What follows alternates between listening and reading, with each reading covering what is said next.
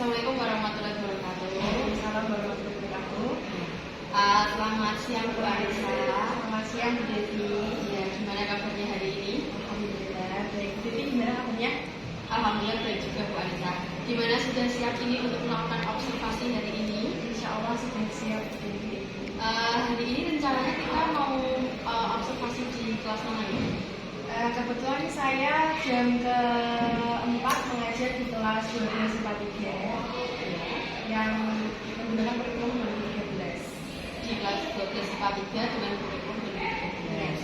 Nanti itu kira-kira mempelajari tentang materi apa?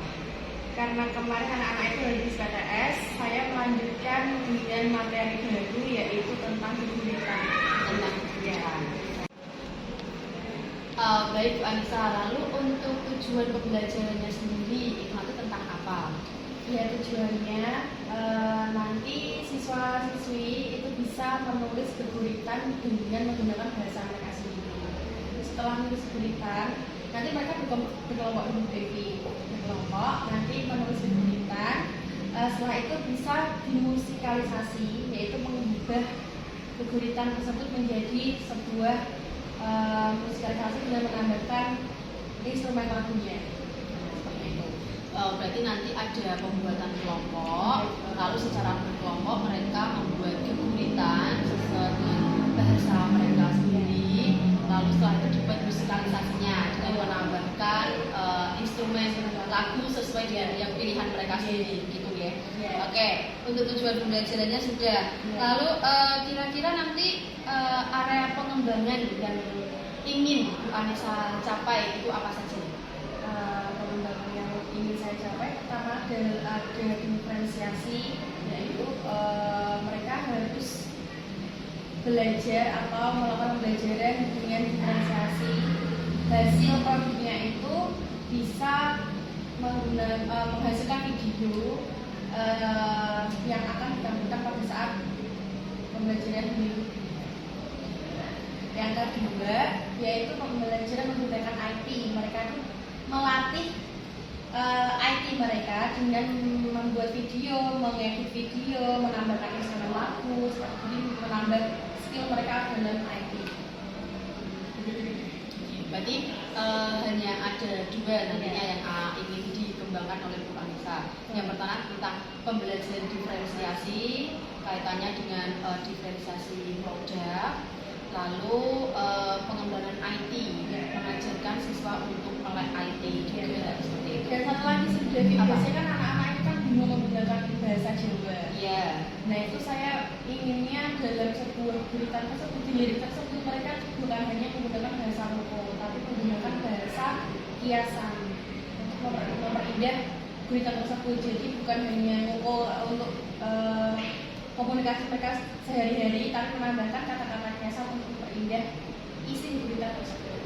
Oke, tapi apakah boleh kalau jika nanti anak-anak ada yang menggunakan kromo alus, kromo inggil? Boleh disesuaikan dengan konteksnya. Kalau di berita tersebut tertuju untuk orang dewasa atau orang lain yang lebih tua tingkatannya, mereka boleh menggunakan bahasa kromo. Oh, berarti tetap harus sesuai dengan konteksnya seperti apa, gitu ya. Jadi ya, maksudnya keguritannya itu tentang apa, jadi disesuaikan. Kalau tentang ya teman-teman mungkin boleh kalau punya bahasa loko. Tapi kalau konteksnya untuk orang tua, orang lebih dewasa harus menggunakan kromo. Ya memang pembelajaran bahasa kromo Jawa itu memang sangat penting mereka. Walaupun sangat sulit untuk mereka, padahal lahir di Jawa harus dimasukkan.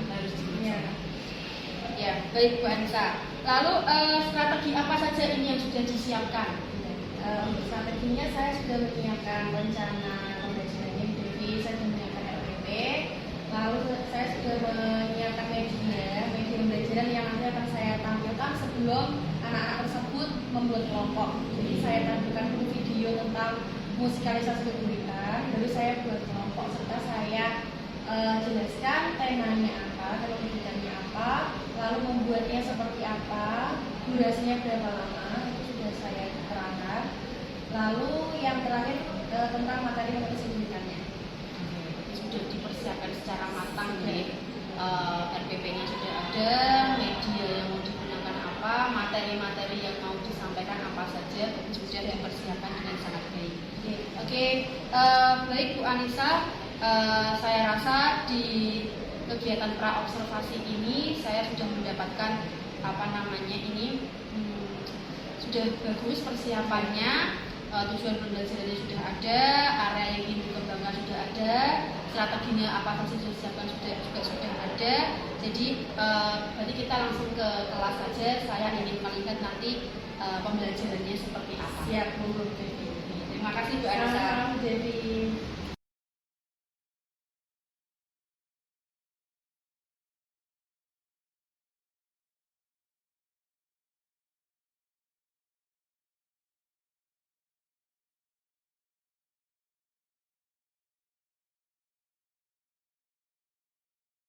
Assalamualaikum warahmatullahi wabarakatuh. Waalaikumsalam warahmatullahi wabarakatuh. Yang saya hormati Bu Ifah Rahmi Puspitanisa SPD selaku pengajar batik.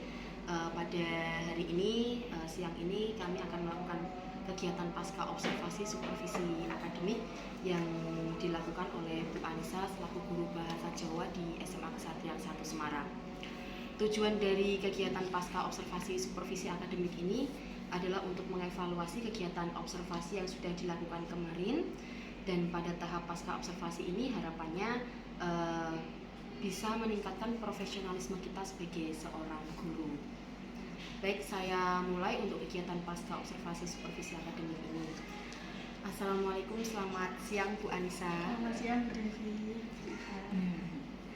Bagaimana perasaan Bu Anissa nih setelah kemarin sudah melakukan pembelajaran di kelas 12 IPA 3? Alhamdulillah, perasaan saya lega karena sudah melakukan supervisi yang dilakukan oleh Bu Devi. Biasanya kan oleh kepala sekolah ataupun guru senior satu mapel. Nah, ini dengan Bu Devi. Alhamdulillah sudah lega. Baik, alhamdulillah saya juga merasa sangat senang Bu Anissa telah berhasil melaksanakan pembelajaran kemarin dengan sangat baik. Di sini kita sifatnya sharing saja Bu Anissa, jadi nggak usah deg-degan.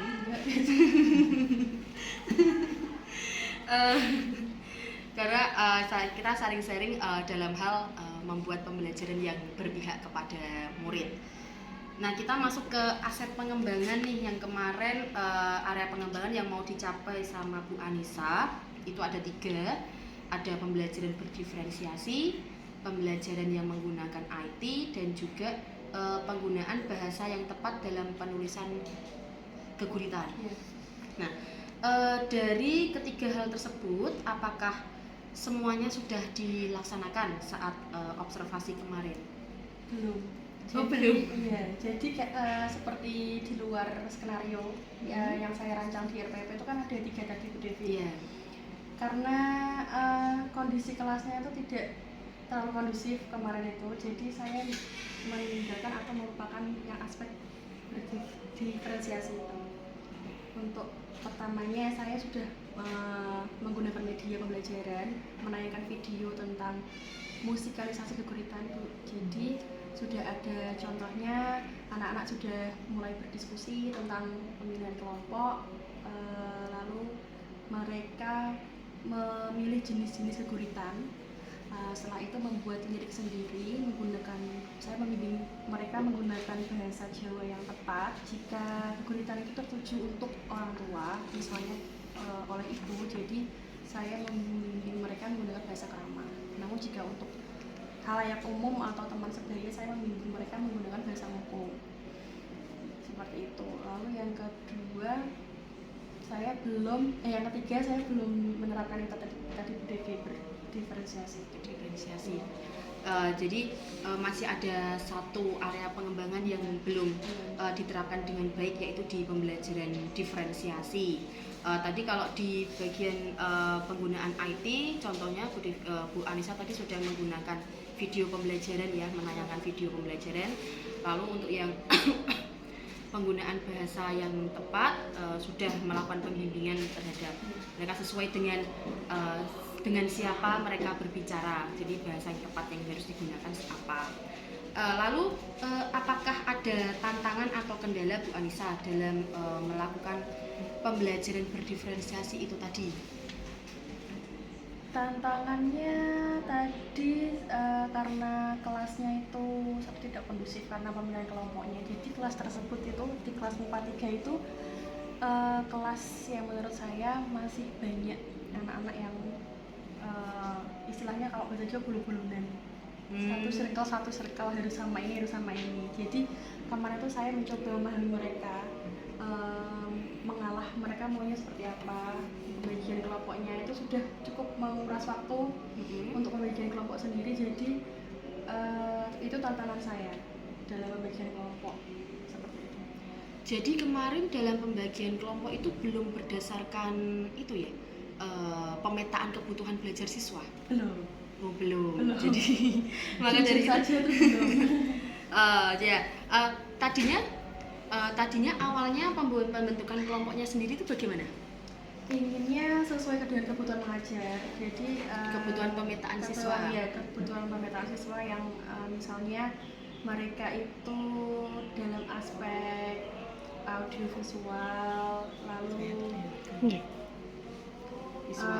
visual, auditori dan kinestetik itu belum. Jadi saya pengen gitu Bu Devi, nanti anak-anaknya yang hasil akhirnya video guritanya itu nanti menjadi sebuah video atau praktek langsung, ternyata belum bisa menerapkan. Ya, jadi kemarin itu dalam pembentukan kelompoknya belum berdasarkan ini ya, belum muncul pembelajaran diferensiasinya. Jadi pembentukan kelompoknya masih sesuai anak maunya bagaimana satu kelompok dengan siapa. Oke, berarti itu salah satu tantangan atau kendalanya. Oke, Bu Anissa bagus sudah mengidentifikasi kendala yang terjadi. Lalu langkah apa yang akan Bu Anissa lakukan untuk menindaklanjuti kendala? Jadi kalau langkah yang saya ambil itu yang pertama saya mungkin akan berkoordinasi dengan BK. Iya. BK sudah melakukan observasi bersama ini ya, apa namanya? Iya, di awal tahun ajaran baru kita sudah melakukan tes bakat minat. Betul, ya, jadi BK sudah punya data, kemarin kan belum sempat ya saya dari kita sana belum sempat ke sana, jadi nanti akan langkah saya akan berkoordinasi dengan BK, menanyakan tentang data anak tersebut sesuai dengan bakat minat BK. Oke, jadi Bu Anissa rencananya dari kendala dalam pembentukan kelompok itu tadi, Bu Anissa mau berkolaborasi dengan guru BK untuk menanyakan bakat minat atau gaya belajar dari anak-anak itu apa saja sehingga bisa dibuatkan kelompok sesuai dengan gaya belajarnya. Ya, seperti yang saya lihat kemarin saya juga ini Bu Anissa memang tapi sudah ada yang terlihat diferensiasi kontennya itu sudah terlihat. Contohnya Bu Anissa kemarin sudah mengajar dengan ceramah, itu kan salah satu kontennya dalam bentuk auditori.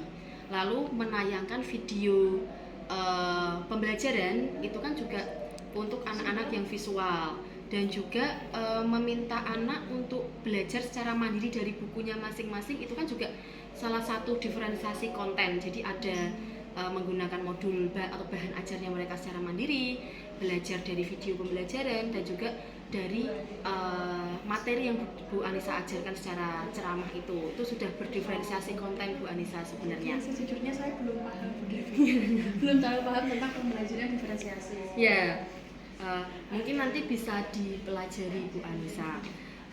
Lalu kalau untuk di diferensiasi prosesnya juga sudah terlihat Bu Anissa dengan kemarin itu sudah anak-anak bisa diperbolehkan untuk memilih tema keguritan sesuai dengan yang mereka inginkan. Itu juga sudah memberikan mereka berdiferensiasi, memilih sesuai dengan tema yang mereka inginkan mau milih apa. Cuma hanya saja yang berarti menuju gambar gitu ya, kebutuhan murid sesuai dengan kebutuhan. Iya, pembelajaran diferensiasi kan pembelajaran yang sesuai dengan kebutuhan murid. Ya, jadi mereka bisa menentukan tema yang mau mereka ambil, itu merupakan salah satu diferensiasi prosesnya di situ. Cuma yang belum terlihat adalah di diferensiasi produknya Bu Anissa. Kemarin kan Bu Anissa kan hanya meminta mereka untuk dalam 1 bulan membuat dalam bentuk video saja. hanya video Iya. Bu Anissa belum memberikan apa namanya pilihan terhadap mereka. Lalu kira-kira apa yang akan Bu Anissa lakukan untuk bisa memperbaiki pembelajaran diferensiasi di kelas tersebut? Satu, saya akan menggunakan saya Devi, saya akan menggunakan metode yang sesuai. Ya. Dan kedua, saya akan tadi yang berkolaborasi dengan BK tadi. Ya. Pemetaan kebutuhan belajar. Dan yang terakhir saya mungkin akan meminta guru BK untuk berkolaborasi dengan orang tua murid untuk mengajarkan putra-putrinya menggunakan bahasa Jawa. Ini jujur saja sangat sulit Bu Devi. Jadi mereka itu belum bisa membedakan antara moko dan krama, atau krama ke krama Injil itu masih sangat susah. Perbedaan antara adus, siram untuk dirinya sendiri itu mereka aja masih susah. Jadi saya misalnya menggunakan bahasa krama. Kalau ini kalau ini kisah wonten pundi, saya udah menggunakan kata tersebut, tapi mereka bilangnya tindak dolan misalnya. Tindakan itu kan untuk orang tua. Padahal mereka harusnya menjawab kisah. Padahal saya sudah memancing dengan kata-kata yang benar, tapi mereka masih salah dalam menjawab. Itu kalau tidak kebiasaan di rumah memang sangat sulit. Jadi saya mikir akan berkolaborasi dengan Orang tua. Baik. Tadi akan memperbaiki RPP yang memuat pembelajaran diferensiasi.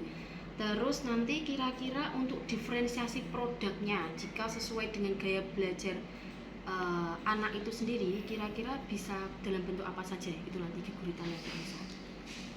bentuk video, yang jelas video, lalu yang mungkin mereka bisa praktek langsung di Praktek langsung. Iya, praktek langsung di depan kelas menggunakan alat musik asli. Oh, berarti ada yang dalam bentuk video, ada yang bisa praktek langsung di depan kelas menggunakan alat musik, dan ada yang mungkin ada yang memperagakan dramanya seperti itu. Jadi sesuai dengan pilihannya mereka masing-masing. Lalu kalau untuk ini, kemarin saya lihat juga di mereka saat diskusi itu kan sangat kurang ini ya, apa namanya, tidak ada LKS-nya ya Bu Anissa? Ada. Oh ada. Ada. Dalam bentuk apa itu LKS-nya Bu Anissa? Bentuknya. Lembar kerja siswa untuk diskusi. Oh, kalau lembar kerjanya belum ada. Mm-mm. Belum ada. Jadi mereka masih diskusi menggunakan bantuan buku. Jadi membuat sama mencari referensinya di internet aja. Oh, baru sampai situ. Nah, nanti ke depannya kira-kira apakah akan dibuatkan lembar kerja siswa saat berdiskusi? Iya. Dalam bentuknya seperti apa? Akan dibedakan tidak antara gaya belajar satu dengan gaya belajar yang lainnya? Ya, harusnya dibedakan ya Bu Devi. Harusnya dibedakan. Harusnya dibedakan. Mungkin Bisa bentuknya portofolio. Lembar kerja itu apa lagi itu? Ya dalam lembar kerja mungkin hanya dibedakan ininya aja, apa namanya, tata cara atau aturannya, karena beda dengan mungkin antara gaya belajar yang satu dengan gaya belajar yang lainnya kan memiliki apa namanya, siklus yang berbeda. Maksudnya kalau yang gaya belajar visual mereka mungkin harus melihat video terlebih dahulu seperti itu ya. Terus tadi mau berkolaborasi dengan guru BK terkait dengan gaya belajar itu tadi ya Bu Anissa, dan juga berkolaborasi dengan orang tua murid. Untuk berkolaborasi dengan orang tua murid nanti ini bentuknya seperti apa Bu Anissa? Apakah Bu Anissa akan mengundang orang tua murid untuk melakukan sosialisasi atau bagaimana? Biasanya kalau seperti itu kan waktu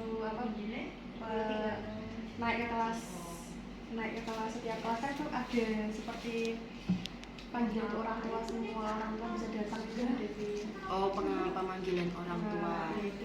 Jadi mungkin bisa disampaikan ke situ. Oh, yang penyampaian program kerja. Jadi saya bisa menyampaikan bahwa untuk penggunaan untuk melestarikan budaya, salah satunya dengan menggunakan dibantu dengan apa sehariannya memakai bahasa Jawa. Jadi anak-anak kan seringnya di rumah pakainya bahasa Indonesia. Oh, berarti include masuk ke dalam ini ya, sosialisasi saat sosialisasi program kerja terhadap orang tua. Nah, Atau bisa masuk ke dalam itu didirikan ada buku panduannya yang diberikan orang tua itu. iya. Ya, di sekolah kita kan ada ini ya Bu Anissa, ada Hari Kamis Bahasa Jawa. Nah itu kan sebenarnya kan sudah ada pendidikan karakter ke sana. Tapi apakah sebenarnya ini sudah efektif Bu Anissa? Belum. Jadi kalau kita antar guru, misalnya saya dengan Bu Devi, pakai bahasa Jawa sudah biasa. Yeah. Tapi kalau antar siswa itu malah biasanya mereka yang menggunakan moko. Tapi kalau untuk gurunya, apalagi guru bahasa Jawa dengan siswanya saja menggunakan bahasa Jawa, mereka belum bisa apalagi berkomunikasi dengan guru mata lain. Jadi program sekolah ini tentang Hari Kamis Bahasa Jawa ini belum efektif ya Bu Anissa ya. Jadi memang perlu adanya program lain dan salah satunya dengan itu bisa saya harus berkolaborasi. banyak dibantu oleh guru-guru mata lain juga. Jadi misalnya bukan hanya saya saja mengajar bahasa Jawa pada hari Kamis, tapi harusnya guru-guru mata lain yang ada jam di hari Kamis menggunakan bahasa Jawa. Meskipun misalnya Bu Devi menerangkan matematika, Bu Devi harus menggunakan bahasa Jawa. Seperti itu. Jadi itu salah satu kebiasaan menggunakan bahasa Jawa itu selain dengan tadi berkolaborasi dengan orang tua, mungkin bisa diawali dengan di sini dulu Bu Devi. Oh, intinya gurunya. berkolaborasi dengan seluruh warga sekolah Iya. juga. Berarti ya Bu, jadi selain guru BK dan orang tua harus berkolaborasi dengan seluruh warga Betul. sekolah. Jadi pada saat Hari Kamis Bahasa Jawa itu seluruh Harus menerapkan. iya, seluruh Bapak Ibu guru harus mau nggak mau harus menerapkan menggunakan bahasa Bahasa Jawa. Jawa. Betul. Bahasa Jepang juga, walaupun mengajar huruf katakana hiragana, tapi penyampaiannya harus menggunakan bahasa Jawa. Baik, rencana yang bagus sekali Bu Anissa. Jadi itu salah satunya untuk bisa agar anak itu bisa menggunakan bahasa yang tepat dalam berbicara dengan lawan bicaranya, gitu ya. Lalu tadi Bu Anissa bilang bahwa anak-anak dalam kondisi kurang kondusif. Nah, kira-kira apa yang bisa Bu Anissa lakukan untuk mengantisipasi hal tersebut? Sebenarnya saya tuh kemarin mau memasukkan ice breaking, cuma tuh lupa. Mungkin sudah keasikan langsung masuk ke materi, jadi tuh lupa ice breaking. Jadi anak-anak mungkin sudah mulai mau saya masukkan ice breaking sudah telat waktunya udah masuk ke inti gitu Bu Devi. Jadi harusnya mungkin saya ice breaking dulu. Tapi sebenarnya ice breaking itu kan tidak harus di awal pembelajaran Bu Anissa. Jadi ice breaking itu bisa dilakukan di inti, di tengah-tengah. Jadi melihat kondisi dari siswa itu sendiri. Jadi misalkan kondisi pada saat di inti mereka sudah mulai kurang kondusif, nah itu bisa dilakukan ice breaking untuk mengembalikan kembali, memulihkan kembali konsentrasi dan fokus mereka untuk belajar. Boleh ya Bu Devi? Boleh. Baik, terus lalu kira-kira rencana itu tadi Bu Anissa akan melakukan mengubah RPP, lalu mau menggunakan metode yang sesuai. Kira-kira metodenya yang mau digunakan metode apa Bu Anissa besok? Pada saat mau mengubah RPP itu metode yang tepat metode apa? Mungkin metode sesuai pembagian kelompok. Mungkin apakah problem based learning atau project based learning? Bisa sih untuk problem based learning bisa, atau metode jigsaw yang berkelompok itu Kira-kira mau menggunakan yang mana Bu Anissa? kayaknya cocoknya yang project based learning ya, berdasarkan permasalahan. Kalau project based learning berarti produk. Iya, Kalau problem sesuai Bu Devi. sesuai, berarti menggunakan yang project based learning. Nantinya mereka akan menghasilkan suatu produk, gitu ya. Oke, metode yang digunakan yang itu.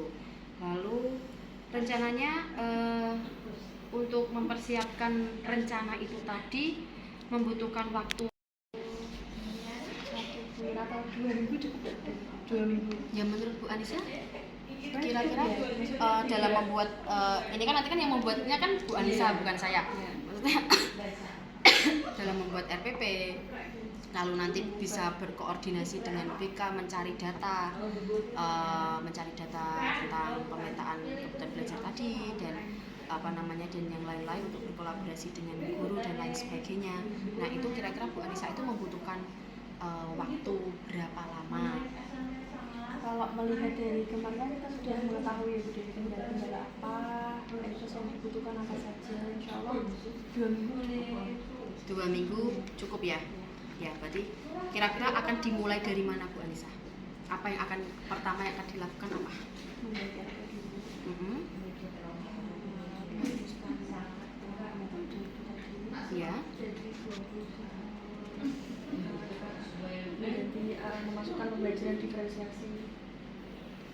Sesuai dengan gaya belajarnya begitu, berarti langkahnya 3 itu ya. Baik. Oke, berarti butuh waktu 2 minggu. Saya nanti akan menunggu hasilnya ya Bu Anissa. Setelah 2 minggu itu nanti kita bisa ngobrol-ngobrol kembali kira-kira apa saja yang sudah Bu Anissa lakukan dan nanti kita apa rencana tindak lanjut selanjutnya setelah melakukan perencanaan itu. Lalu dan juga terima kasih jenengan sudah bersedia melakukan kegiatan supervisi akademik ini dengan saya, dan saya doakan semoga kedepannya nanti Bu Anissa akan menjadi guru yang lebih baik lagi. Bukan berarti ini saya menggurui, tapi kita saling sharing ya Bu Anissa. Semoga kita sama-sama bisa menjadi guru yang lebih baik dalam melakukan pembelajaran yang berpihak pada murid. Mungkin cukup itu saja kegiatan pasca observasi pada siang hari ini. Wassalamualaikum warahmatullahi wabarakatuh. Waalaikumsalam warahmatullahi wabarakatuh.